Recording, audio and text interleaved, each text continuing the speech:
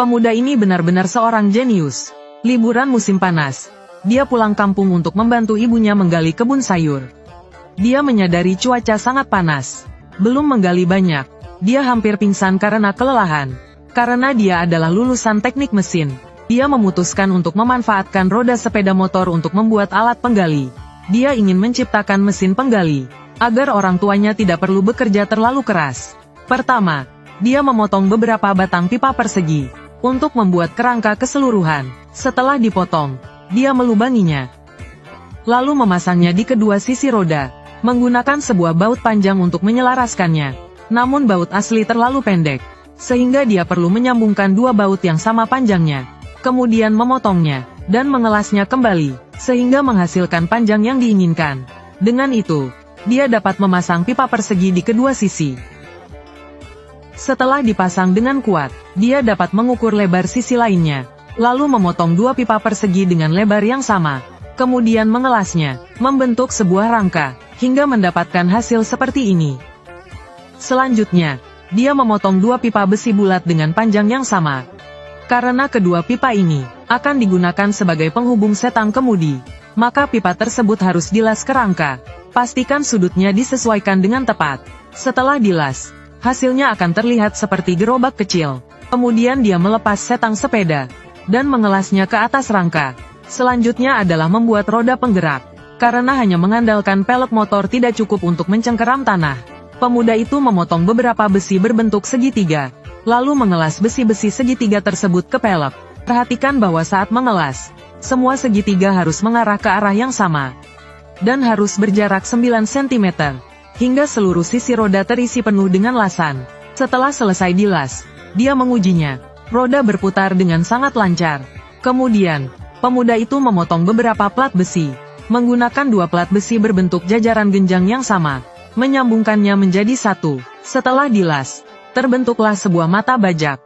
Untuk meningkatkan efisiensi, pemuda itu memutuskan untuk membuat 3 mata bajak. Kemudian dia mengambil sebatang besi, dan memanaskannya di api. Setelah besi menjadi merah pijar, dia memukul dan membengkokkannya, untuk membentuk mata bajak, kemudian menghubungkannya ke bagian rangka mesin.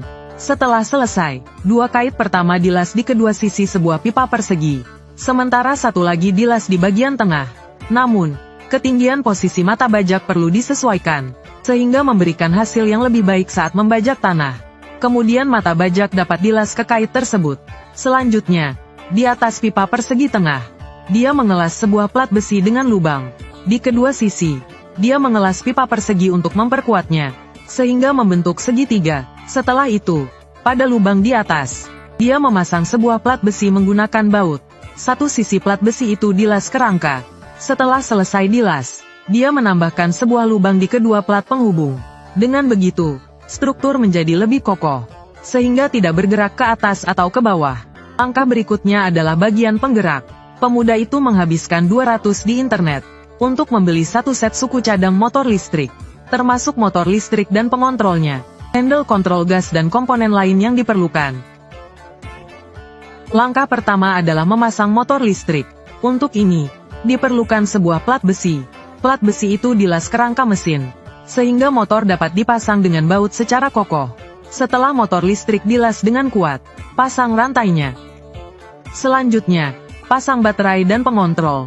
Namun, perlu dibuat sebuah kotak besi dari plat logam, untuk melindungi dari air hujan yang bisa menyebabkan korsleting. Selain itu, kotak ini juga mencegah baterai dicuri. Setelah selesai, kotak tersebut dipasang di depan setang. Kemudian semua kabel dan pegangan kontrol dipasang ke mesin. Sampai di sini, mesin bajak listrik selesai dibuat. Pemuda itu segera membawanya ke ladang untuk diuji. Namun, dia menyadari bahwa sudut mata bajak tidak tepat, sehingga mesin tidak dapat bergerak maju. Karena itu, pemuda itu kembali memodifikasinya, agar sudut mata bajak lebih landai. Namun, daya cengkeram roda penggerak masih kurang. Jadi, dia menambahkan sebuah plat besi di kedua sisi roda. Posisi kontrol setang terlalu dekat. Karena itu, dia menambahkan satu set pipa persegi untuk memperpanjang jaraknya. Pada tahap ini, mesin dianggap sempurna. Dia menyalakan mesin untuk menguji. Dapat terlihat bahwa saat mesin bergerak, Tanah langsung terolah dengan baik. Tenaganya juga sangat kuat, dan pengoperasiannya sangat mudah. Hal ini sangat meningkatkan efisiensi kerja. Dengan mesin bajak listrik ini, tidak perlu lagi khawatir tentang menggali tanah. Tidak bisa tidak mengagumi keterampilan luar biasa pemuda ini.